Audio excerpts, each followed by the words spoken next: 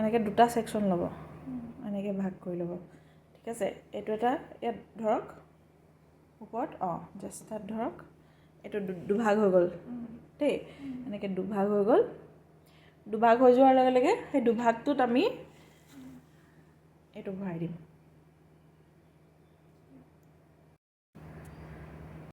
মানে ষ্ট্ৰেইটনাৰ হওক, কাৰ্লাৰ হওক বা আপোনাৰ হেয়াৰ ড্ৰেছাৰ হওক, যি বস্তু আপুনি এইটো যদি ইউজ কৰে কেতিয়াও এইটো নহয়, ঠিক আছে।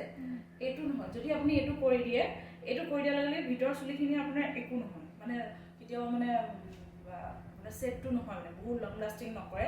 প্লাছ আপোনাৰ কি হ'ব, লাহে লাহে বেবী হেয়াৰটো এনেকৈ কাৰ্ল হৈ ওলাই যাব ইয়াত, কাৰণ আপোনাৰ মোৰ চুলিখিনি অলৰেডি ৱেভি হয়, ঠিক আছে।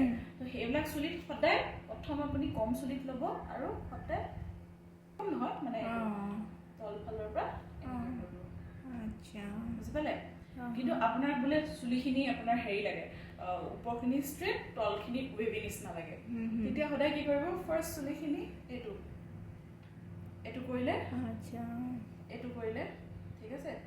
কৰি পেলাই এইটো যে কৰিব দিছোঁ, এইটো কৰাৰ লগে লগে আপোনাক এনেকৈ লাগিলে এনেকৈ আঁচুৰিব, যদি নহয় আপোনাক আজিকালি উল্টাটো চলিছে ন, উল্টাটো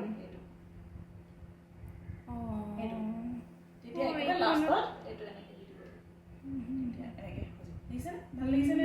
ভাল লাগিছে। এনেকৈ কৰি কৰি গোটেই চুলিখিনি কৰি দিলে বহুত ধুনীয়া লাগে, ঠিক আছে। আপোনাৰ সেই তেনেকৈ সেইটো প্ৰচেছত কৰিব। এতিয়া মই কৰি যাম আপোনাক এতিয়া গম পালে টেকনিকটো। মই এতিয়া এইটো ওপৰখিনি ষ্ট্ৰেইট, তলৰখিনি কাৰ্ল মানে ৱেভি টাইপ, মানে গোটেই চুলিখিনি যে এনেকৈ ৱেভি হৈ থাকে, সেইটো ষ্টাইলত মই কমপ্লিট চুলিখিনি দেখাই দিছোঁ।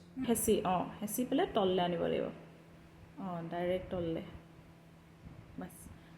এতিয়া ওপৰৰ পৰা উল্টাকৈ, বাছ এইখিনিতে ৰখাই ঘূৰাই দিয়ক, যিমান পাৰে আগৰ পৰা ঘূৰাব, নাই ঘূৰাই পেলাই টানি আনিব, এৰি নিদিব।